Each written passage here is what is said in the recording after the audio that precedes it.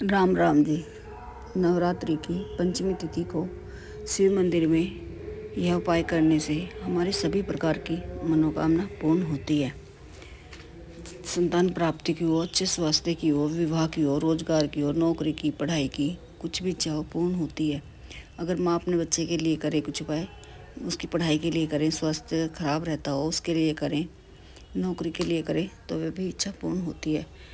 एक थाली में बेलपत्र रख लें, 5 भांग धतूरा रख लें, दूध दही शहद रख लें, 1 लोटा जल रख लें, इसमें थोड़ा गंगा जल भी मिला लें। पहले गंगा जल डालें, फिर जल भरकर लोटा थाली में रख लें, थोड़ी दूरबा रखें और एक दूरबा की छोटी सी माला बना लें। 21 दूरबा लें और उसकी छोटी छोटी से बांधते रहें और माला बनाते रहें और गणेश भगवान के मंत्रों का जाप करते रहें।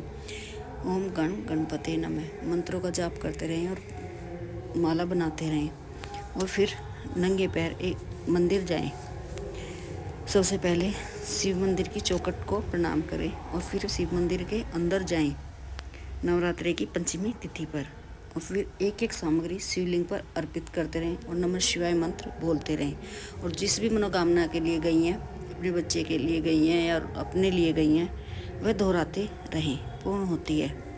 पर पूजा करते समय काला नीला वस्त्र ना पहने, गंदे वस्त्र ना पहने, इस बात का भी ध्यान अवश्य रखें। साफ स्वच्छ होकर ही मंदिर जाएं और घी का एक दीपक प्रज्वलित करें। घी का दीपक प्रज्वलित करें, उसमें थोड़ा काला तिल डाल लें और आसन बिछाकर बैठ जाएं और एक एक सामग्री अर्पित करें।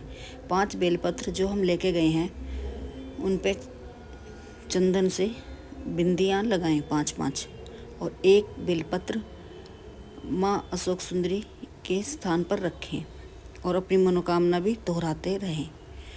और एक बेलपत्र शिवलिंग पर अर्पित करें, नमः शिवाय मंत्र बोलते रहें और अपनी मनोकामना दोहराते रहें। और एक एक करके चारों बेलपत्र शिवलिंग पर अर्पित कर दें। सब पर ही चंदन से 5-5 बिंदी लगी होनी चाहिए। तीनों पत्तों पर 5-5 बिंदी लगा लें और शिवलिंग पर अर्पित करने के बाद जो हम दूरबा लेके गए हैं गणेश भगवान को पहले जल अर्पित करें, दूध दही शहद, फिर वह जो दूरबा की माला लिए वह गणेश जी को पहनाएं और अपनी मनोकामना दोहराते रहें। और 2 दूरबा अलग से रख लें, वे गणेश भगवान को स्पर्श कराकर अपने साथ अपनी पूजा की थाली में रख लें। और जब हम गणेश भगवान को माला पहना रहे हैं तो गणेश भगवान के मंत्रों का जाप अवश्य करते रहना चाहिए और अपनी मनोकामना भी दोहराते रहना चाहिए। माँ पार्वती को श्रृंगार की सामग्री स्पर्श कराएं और सामग्री 5 होनी चाहिए। नवरात्रि की पंचमी तिथि पर एक चुन्नी अवश्य हो लाल कलर की, नेल पॉलिश लाल कलर की, चूड़ियाँ लाल कलर की, बिंदी लाल कलर की, और जो हम रबड़ बालों में लगाते हैं वह भी लाल कलर की लें। 5 चीज़ें लाल कलर की लें। माँ को 5 के सिक्के के साथ स्पर्श कराकर मंदिर में ही दान करके आएँ और पंडितान के चरण स्पर्श करें और मन ही मन अपनी मनोकामना रखें कि हमारी ये मनोकामना है, वैवाहिक जीवन में कुछ भी परेशानी हो वह दूर होती है। पंचमी तिथि पर यह उपाय करने से 5 तरह की मिठाई या 5 तरह के फल ले लें। ऋतुफल केला ले लें, सेब ले लें, अमरूद ले लें, अंगूर, चीकू ले लें, पपीता ले लें, वह भी दान करें। निर्धनों में या छोटी कन्याओं में बांटें और अपनी मनोकामना दोहराते रहें। मनोकामना पूर्ण होती है, नकारात्मकता जीवन से दूर होती है, सकारात्मक ऊर्जा का संचार बनता है। नवरात्रि की पंचमी तिथि पर यह उपाय करने से शीघ्र मनोकामना पूर्ण होती है। नवरात्रि की पंचमी तिथि पर भगवान शिव की और माँ पार्वती की पूजा करने से, दुर्गा माँ की पूजा करने से हमारे संतान के ऊपर आ रहे कष्ट दूर होते हैं, हमारी मनोकामना पूर्ण होती है। वैवाहिक जीवन की हो, संतान का स्वास्थ्य अच्छा ना रहता हो, और जब हमने जल चढ़ाया है थोड़ा सा जल लेके आएँ और अगर संतान का स्वास्थ्य अच्छा नहीं रहता तो थोड़ा सा जल उसे पिलाएं भी और उसकी आँखों के पास भी लगाएं, पलकों पर लगाएं और नमः शिवाय मंत्र बोलते रहें। और घर पर आकर सोम प्रदोष की में सोमवार व्रत की कथा भी पढ़ें और प्रदोष काल में कथा पढ़ने के बाद और जिससे हमने व्रत का पारण करेंगे उसके तीन हिस्से बना ले, 3 चूरमे बना लें, या तो 3 खीर बनाइए तो 3 कटोरियों में खीर बना लें, साबूदाने की बनाइए या चावल, अगर नवरात्रि का व्रत रख रहा है तो साबूदाने की बनाए, सामक की बनाए, और उनमें से एक हिस्सा गौशाला जाकर गौ माता को खिलाएं, एक शिव मंदिर में दान करके आएँ और एक अपने पारण के लिए रखें। और प्रदोष काल में ही बेल वृक्ष के पास लंबी बाती का, तिल के तेल का या घी का दीपक भी प्रज्वलित करके आएँ और लक्ष्मी माँ की कृपा के लिए प्रार्थना अवश्य करें। अपनी आर्थिक स्थिति के लिए प्रार्थना करें और बेल जो हमने दीप प्रज्वलित किया उसके नीचे पुष्पों का या चावलों का आसन अवश्य दें और दीपक में भी 2 चावल के दाने अवश्य डालें। चावल टूटे हुए नहीं होने चाहिए। दीप प्रज्वलित कर फिर हमें पीपल वृक्ष के नीचे भी घी का एक दीपक प्रज्वलित करें और पीपल वृक्ष को स्पर्श ना करें, दूर से पास में दीपक रख के और अपने मनोकामना दोहराएं, मनोकामना पूर्ण होती है।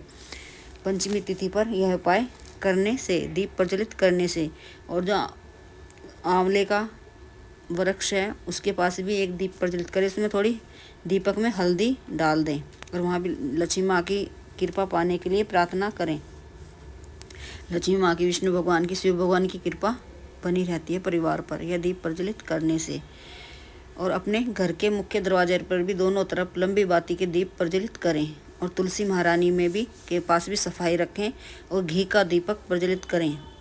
पंचमी तिथि में इना रविवार छोड़कर रोज ही तुलसी महारानी के पास दीप प्रज्वलित करने से हमारी कितनी भी बड़ी समस्या हो दूर होती है, हमारे घर में सुख समृद्धि आती है।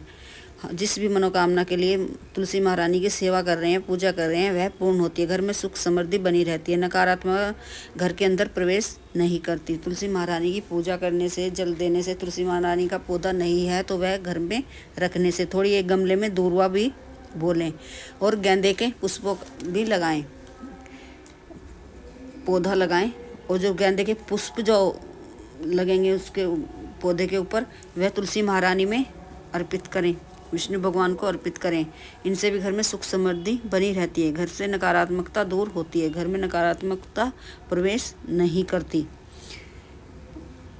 और पूजा करते समय यह ध्यान अवश्य रखें, शिवलिंग पर टूटा हुआ चावल न चढ़ाएं, रोली हल्दी न चढ़ाएं, नारियल से का पानी न चढ़ाएं, शंख से जल अर्पित ना करें, केतकी के पुष्प ना चढ़ाएं, काला नीला वस्त्र पहनकर माँ दुर्गा की और शिव भगवान की पूजा कतई न करें, कटे फटे वस्त्र ना पहने, साफ स्वच्छ होकर ही शिव भगवान की, माँ दुर्गा की पूजा अर्चना करें। और एक नारियल, एक पान का पत्ता, उस पर लौंग, इलायची, सुपारी, बतासा या सफ़ेद मिठाई दुर्गा मंदिर में भी प्रदोष काल में अर्पित करें।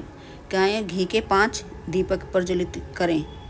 जिस भी मनोकामना के लिए कर रहे हैं, शत्रु परेशान करते हो, शत्रु से मुक्ति पाने के लिए कर रहे हैं, व्यापार के लिए, वैवाहिक जीवन में कोई समस्या हो, स्वास्थ्य के लिए, नौकरी के लिए, रोजगार के लिए, जिस भी मनोकामना के लिए कर रहे हैं, दुर्गा माँ से प्रार्थना करें, मनोकामना शीघ्र पूर्ण होती है दुर्गा माँ के मंदिर में यह उपाय करने से। और किसी भी नवरात्रे में माता रानी को एक चुन्नी अवश्य पहनाएं और एक झंडा अवश्य लगाएं जिसमें माता रानी लिखा हुआ होना चाहिए।